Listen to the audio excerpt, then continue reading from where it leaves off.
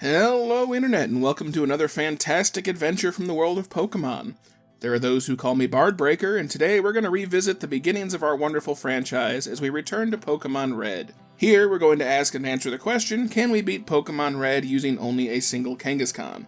Now, this was originally supposed to come out before Thanksgiving, but, well, life happens, and now it's coming out after Thanksgiving. In any event, I decided in honor of the day, let's do a run. Now, that being said, in 9 generations, the fine Fungineers at the Pokemon Company International haven't actually given us a turkey-themed Pokemon. So I decided why not do the next best thing and do a run with the Australian equivalent of a turkey, a kangaroo. Now at first, you may not think a turkey and a kangaroo are really all that similar, but I ask you, are they all that dissimilar? They've got 2 legs, 2 arms and wings, and the most important part, they're both stuffable. In fact, this kangaroo comes with a convenient pocket for stuffing right there. In any event, Kangaskhan is the Gen 1 Pokemon best known for, well, I suppose the episode from the anime where a kid thinks he is one. In any event, I've always wanted to use one, and you know what? It's my channel, my ability to make it, so we're gonna do it. We're a pure normal type with a base stat total of 490. That'll put us on par with other Pokemon like Reuniclus, Kilowattrel, and my boy Victreebel. We got a pretty nice distribution on our stats, although the really notable issue here is our lack of special. In Gen 1, Special Attack and Special Defense are combined into a single special stat. Otherwise, it's a pretty balanced setup we've got to work with stat-wise, so let's go over our moveset. Leveling-wise, we get jack crap. We're gonna start with Comet Punch and Rage, and that's it. Comet Punch is basically like Double Slap, but it can miss, and in Gen 1, Rage is basically useless, as it locks you into only using it until you or the target faint. We do eventually get access to Bite, but not until level 26. Also making it less useful is that in Gen 1 there's no dark typing, so Bite is just normal. Adding to the problem here is the fact that all we learn by level up is normal moves, means that we're going to have a heck of a time against ghosts. Fortunately, looking at the TMs, we do have a ton of variety here. In fact, we can use damage dealing moves from about half the available types in this generation. We'll see what happens, but we really shouldn't have a lot of trouble mixing and matching if the need arises. So with all that being said, guys, it's time to take a moment and comment down in the comments and let me know if you think I can do this or not. It pleases Algorus, the god of the YouTube algorithm, after all. And finally, just a brief reminder of the rules. In battle, I will only be using Kangaskhan. I will need other Pokemon for HM use, but I can't use any of those in battle. I also won't use any items in battle. Back in Generation 1, there were no held items to worry about, but items outside of battle are still allowed. And finally, I won't be using any cheats, glitches, or exploits for the run. So with all that being said, let's hit the road. We start our run off like any other. We get saved from the horrors of tall grass by an old man and taken to his laboratory to take our tiny creature to be our pet and companion for the duration of our 10-year-old life. I've decided to replace Charmander with Kangaskhan so that we can do the whole run with it. After spending a lot longer than I had planned to coming up with a nickname, I finally settled on Vegemite after the Australian delicacy, or so I'm told. I'm sure if they did stuff kangaroos for Thanksgiving there, they would stuff them with Vegemite. Before we can leave the old man's lair, we're challenged to a match by our rival Tim. Ultimately though, just as the food chain goes, Kangaroo defeats Turtle with just a couple of Comet Punches. We're able to knock out his Turtle and make our way out of town. But before we can really do much though, we have to go on Package Delivery Simulator to retrieve Professor Tree's Pidgeot Prime delivery from the local Quickie Mart. We return it to him in exchange for our Encyclopedia Poketanica, now in pocket form. And once we make our trade, we're ready to progress to the real world. Now that we're out in the real world, just like in real life, we have to grind. We're going to be going up against Brock and his rock Pokemon first thing, and since all we can learn are normal type moves, he's going to resist all of our attacks. Yeah, we've got pretty good stats and same type attack bonus on them, but still, because they're resisted, half damage is half damage, so it's important that we get some points and get stronger. After making my way through Viridian Forest and battling all the bug trainers, I decide to try Brock at level 11 just to see where we stand for shits and giggles. Geodude is out first, and not only are we doing negligible damage, it's using Defense Curl, which further degrades our damage ability. Fortunately, he doesn't seem intent on attacking us too much, and we're able to bring him down and get to the Onix. It favors Bide, which does back double our damage that we inflict to it, and we get screeched a few times, which hurts our defense. Ultimately, Onix is able to bring us down. Now, the good bit of this scouting run is that we were able to get it down to about half health on just our first attempt, which was way better than I thought we'd be able to do at this level.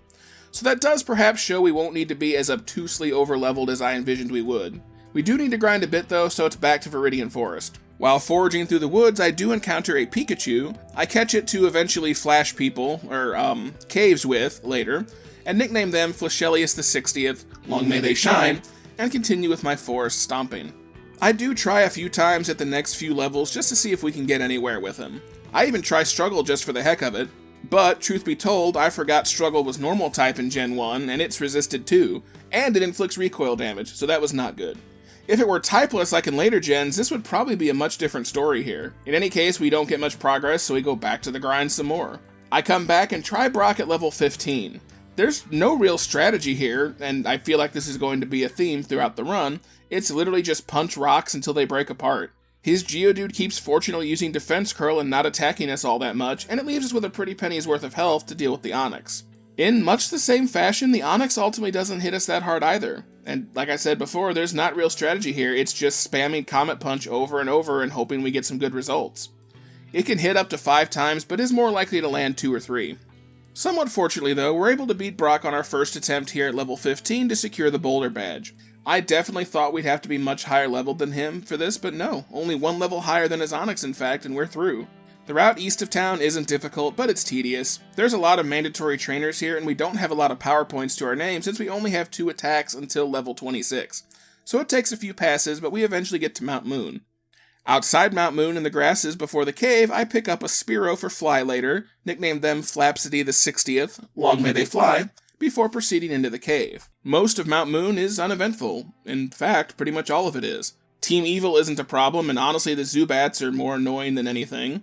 I do pick up a couple more members for our team though. I stop and get a Paris for Cut later, nicknaming them Snipticus the 60th, long may they cut, and I also pick up a Clefairy for Strength later, nicknaming them Bicepticus the 60th, long may they lift. Once we're out of the cave, I proceed in short order to Celadon City, upon where we are in short order confronted by our rival Tim. And there's not much to discuss here, and this again is going to be a theme for a lot of these battles. We don't have a lot to choose from move-wise at this point, so all we can really do is keep using Comet Punch over and over again until either we win or we lose. In this case, Tim does get off a sand attack from his Pidgeotto, but his Abra doesn't do anything to us, and his Squirtle just Jacques-y tail whippers us, but we triumph easily nonetheless. Nugget Bridge takes us a few passes through to beat everyone as well. Again, we don't have a lot of PP to work with, and we wind up poisoned a couple of times to boot. Actually, before I proceed east to Bill's house, I decide to go and try Misty. Her Staryu goes down to a single Comet Punch, and out comes the Starmie. It manages to tank a couple of Comet Punches, but misses a tackle and gets us wet with Water Gun before going down.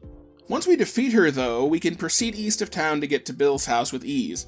Defeating Misty gave us the TM11, which is Bubble Beam, and for some reason our Kangaroo can learn it. I'm not going to argue though, as this becomes our first new attack so far this run. Not only that, but it now gives us a move that serves 2 purposes. It can get us past the ghosts later, which we'll get to in Lavender Town, but in the more immediate future, it's going to help us get past Geodudes and Onixes that hikers are going to have moving forward. Once we arrive at Bill's house, we find that he's superglued himself to a giant jackrabbit, and the Beverly Hillbillies want their dinner back, so we have to undo the damage. Little Acetone does the trick, and he rewards us for our trouble with a ticket for a cruise.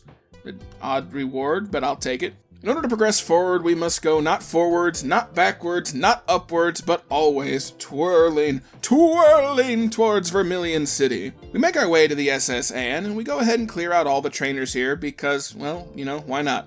Due to our low special, I'm still not sold on our ability to contend with the mandatory ghosts that we'll be coming up on, so let's go ahead and get stronger now while we have an easy chance. Once we clear everyone out, we face our rival Tim again. I've learned to bite at this point, so now we have for all intents and purposes when accounting for stab, a 90 base power move at our disposal. It's normal in this generation, and that's actually helping us at this point, and much like us at the Chinese buffet, we're able to just one-shot bite our way through the entire team. On our way off the boat, we stop and learn the TM for Body Slam. It's 100% accurate normal moves, and it gives us a chance for paralysis, and is actually one of the strongest moves we can learn in this game short of Hyper Beam. Once we navigate Lieutenant Surge's Trash Can Jamboree, we're able to challenge him to a match. And now, thanks to Body Slam, it's not even a contest. It's a clean sweep to a win with our 3rd badge. Having good stats and really good moves at our disposal, like Body Slam, are going to make things pretty simple from here on out, I think. With that and cutting out our arsenal, we can finally proceed towards Rock Tunnel and the ghostly portion of our Kanto runs. But before we can get into any of those ghostly shenanigans, we have to fight our rival Tim once again, as clearly he didn't learn from the last time. I arrive in Sprout Tower and find him gatekeeping in the most literal sense of the word. Fortunately for us, he is no match for our very much kangaroo-sized kangaroo, and we body slam him and his entire team down without a fight. But at this point, before we can scale the tower, we have to find a way to see the ghosts of Pokemon past, present, and future. And for that, we must head to Celadon City. And in keeping in true ADHD fashion, once I get to Celadon City, instead of actually going for the Sylph Scope, I decide to go and proceed immediately to the grass gym for a face-off against Erika, the local perfume mogul. She's actually got my favorite Pokemon Victreebel on our team, so it does make it somewhat painful that we have to defeat her, but, well, so be it. Again, she's not much of a challenge either. Only her Vileplume managed to survive on a Sliver.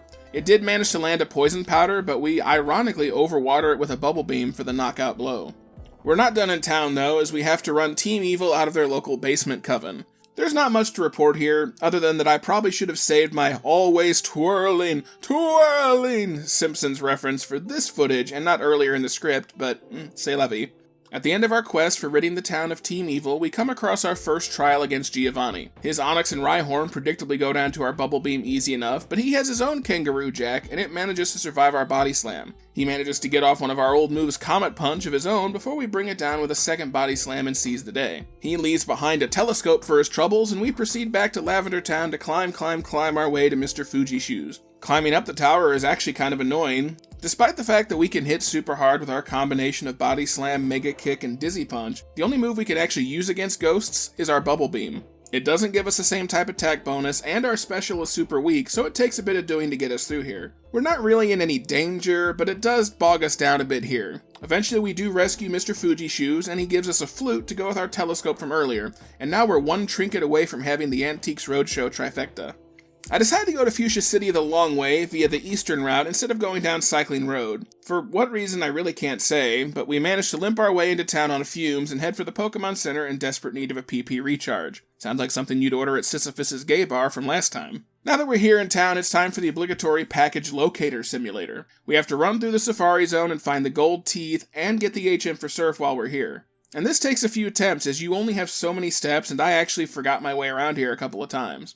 I eventually found my way around, found the teachers laying on the ground for some reason, and got the HM for Surf from the house. While I was here, I did try a number of times to actually catch a Dratini, because why the heck not, but I never did have any luck. After trying a number of times for Dratini, I ultimately settled for catching a Slowpoke for our surfing needs. I nicknamed them Aquades the 60th, long may they swim, and head back onto the Adventurers Trail. Once we're done playing around in the park, we decide to make our way to Koga's secret house of poison and tofu eatery, and despite the threat of food poisoning, we decide to take ourselves a plate. His coughing is easy enough to deal with, but the muck weathers a Body Slam to poison us with a poison gas before going down. Ultimately, his wheezing tries to put up a bit of a fight as it weathers a Body Slam, but we manage to paralyze it and finish it off for the 6th badge of the run. Now, before we can do much more though, we have to run Team Evil out of their next coven inside the Sylphco building. I battle most of the trainers that I can find as I'm saving up money for a special item I'll be needing in short order, so we go around robbing the robbers for a while before finally coming face to face with Tim once again. He still hasn't learned his lesson yet as we managed to nearly one-shot sweep through his entire team. Only his tank of a Turtle Blastoise manages to hang on from a Body Slam.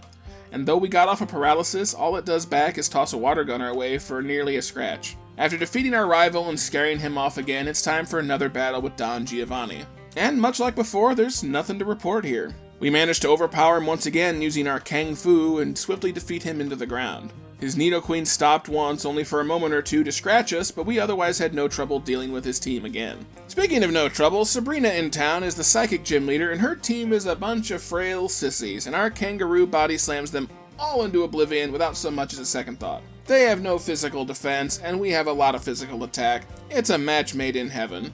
Now that we're done in Saffron City, it's time to go back to Celadon City for my secret item I was mentioning earlier. It's the TM for Hyper Beam, and we have to buy it at the Celadon Game Corner, which means we need 5,500 coins. It takes a while because you can only buy them 50 at a time, but we have just enough money to do so. Once we get the TM, we immediately teach it to Vegemite, saying goodbye to Mega Punch in the process. And in addition to it giving us a same type attack bonus, in Generation 1 it is broken. Normally you have to recharge between turns of using it, but in Gen 1 if you miss or you knock out the opponent's Pokemon, you don't have to recharge, meaning that we'll likely be able to just casually sit around one-shotting Pokemon with our Hyper Beam moving forward without the need for recharge. Once we get things in order, we decide to surf down to Cinnabar Island via Pallet Town so we can skip the Seafoam Islands. Here we're going to take on Blaine at the Fire Gym, and as any good kangaroo can do, we've learned Surf by this point and have replaced our earlier staple Bubble Beam. And perhaps not unexpectedly, his fire Pokemon don't stand a chance against our Wateroo. We're able to one-shot Surf pretty much the entire team. His Arcanine manages to tank a Surf, But all Blaine does is waste his turn using the super potion, so we just surf him down again on our second go and get the 7th badge. Speaking of surfing to victory, we fly back to Vermilion City and it's time to take on Giovanni for the final time. And just as Blaine went down to surf, so does Giovanni. Out of his 5 Pokemon, the only one to do any damage to us at all was his Nidoking, which for some reason still knows Tackle. Other than that, he wasted a turn using a guard spec for some reason, but our final gym match against a mostly ground team wasn't a challenge at all. Now with all 8 badges in tow, it's time for the sprint to the finish, as we can now get to the Elite Four. Before I do that, I do decide to do a touch of housekeeping to prepare my moveset for the final tasks ahead. I go back to Celadon City and trade a can of fresh water to the girl on the roof of the department store for the TM for Ice Beam. I then go to Saffron City, back to the Silphco building, and pick up the TM for Earthquake. I go ahead and teach them to Vegemite for the coming battles in the Elite Four. Neither is going to give us the same type attack bonus, but they add some much needed move variety for the challenges ahead. Speaking of challenges ahead, Tim confronts us for a final time in the main run, and he actually isn't really a challenge at all. But when has he been at all this run? The only actual Pokemon that survived was his opening Pidgeot, but it just used Whirlwind, a useless move in trainer battles in Gen 1. We managed to defeat Tim swiftly afterwards using a combination of Hyper Beam, Surf, and Ice Beam for the win. Before I get to the Elite Four, I spend a little bit of time gathering up ethers and elixirs from around the region. Like this one. Why is this hidden here? Who decided to put this here? Like, even in-universe it makes no sense. Why would you hide an elixir on your roof? And in real life it doesn't make sense either. Who was the game programmer who decided this spot was a place to hide an item? And who was the first person in real life to find it here? Did they find it legitimately, or did they use a hidden code to find it? In any case, illogical iteming aside, it's time for a good fight with the Elite Four. Big Boobs Mackenzie, aka Prima from the anime, aka Lorelei, is up first with her watery and icy Pokemon. And admittedly, we can learn Thunderbolt, so I probably should have used it and saved my Earthquake or Ice Beam TMs and used Thunderbolt to get through here, but it is what it is. Dugong tanks an Earthquake, then growls at us in retort before being crushed by the shaking earth. And incorrectly drawn Cloyster is up next, and we miss our Hyper Beam before it locks us into Clamp for several turns. Eventually, the fortunes reverse themselves and we land our Hyper Beam while it misses a Clamp. I have to swap to a couple of Earthquakes to finish the fight though and bring it down. Slowbro comes out and amnesias and growls, but survives a Hyper Beam and Earthquake before going down to a Surf. Jinx is up next and goes down to a Hyper Beam, as does the Lapras, which we bring down with a critical hit for the win. On to Bruno, the fighting Guruno, and we dispatch his Onix with a Surf for an easy one-shot. Hitmonchan is out next and survives a Surf on a Sliver, fails its counter, and then goes down to another. Bruce Lee goes down to a critical hit Surf, while his second Onix also falls to a one-shot Surf. Last out is Machamp, which we one-shot with a Hyper Beam for the win.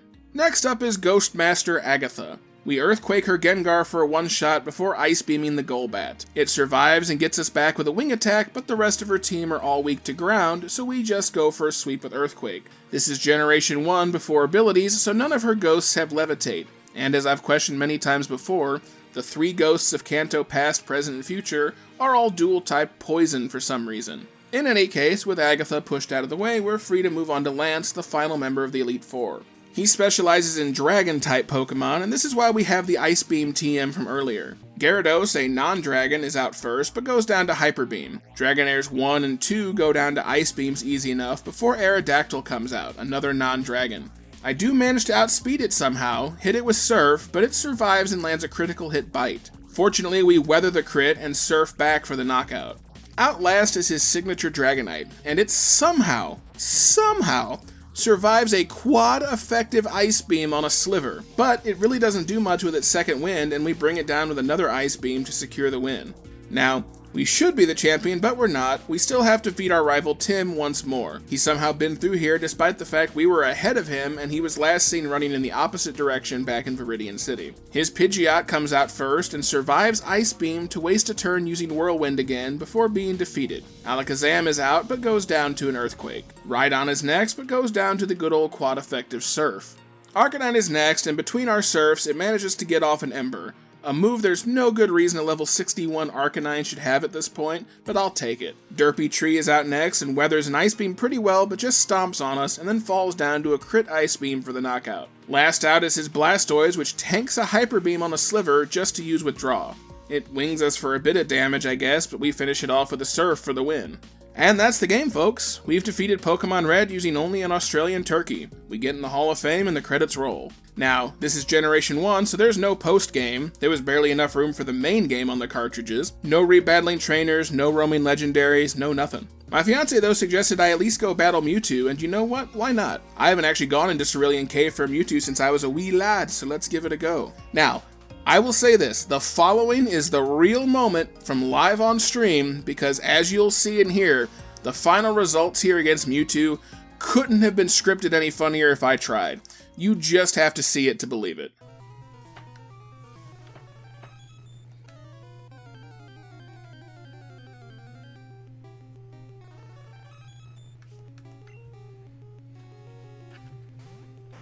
It's okay, I know how to handle this. I saw it in the movie. Hyper Beam! Kangaskhan Hyper Beam attack!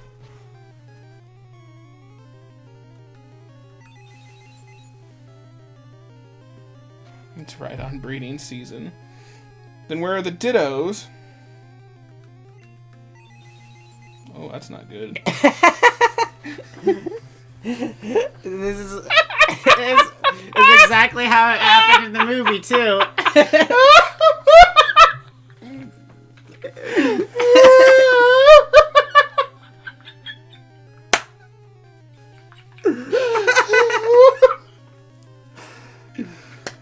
So this is exactly what happened. Maybe you shouldn't get your Pokemon advice from where Mewtwo is literally the most powerful person in there.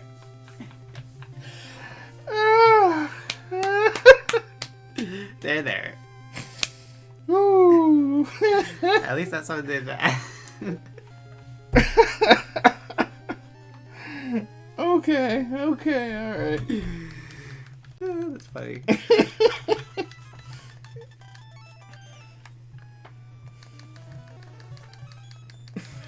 Don't worry, I saw this in the movie once. I saw it. I stopped watching as soon as they launched Hyper Beam because I assumed it was over. I assumed there was no withstanding that. You did it again! Yes! I'm going for the crit. I have high crit chance. Oh my gosh. Or it's just gonna waste its move like that, see? Why does it know Swift? And Barrier. You just won! That's funny as heck. Do Hyper Beam again. Do Hyper Beam again? Okay. So I can miss and just drag this out? Yes.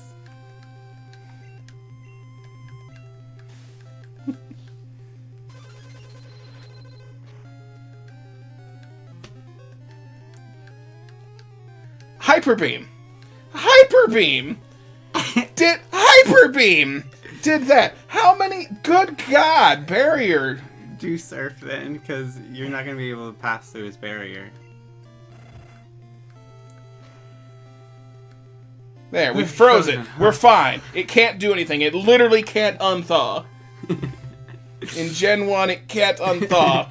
We're good. We're fine. We're going to sit here and Hyper Beam it until we... Oh, no, you missed. That's fine. I miss. I don't have to recharge. Holy hell, Barrier.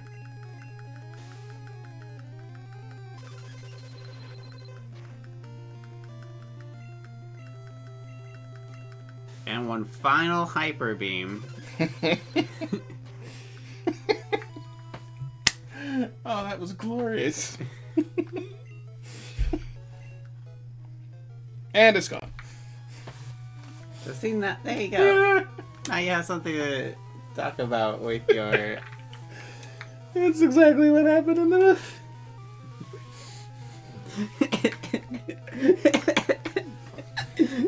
Essentially was. Oh, God. And then how little damage it was doing after he put up some barriers. Like, holy hell. That's a stab Hyper Beam, and it's like, beep. No. Might as well be using Tackle. And yeah, so there you have it, folks. It took 2 attempts to beat Mewtwo, but we did manage to beat it. And with all that, I shall bid you guys adieu. Thanks for watching. I hope you all had a happy Thanksgiving. Be sure to like, comment, and subscribe. I don't know when the next video will be out or what I'm doing, but at this point I am planning on another No New Moves run, which should be fun, so stay tuned for that. Until next time, Poke fans, good luck, have fun, and go catch 'em all.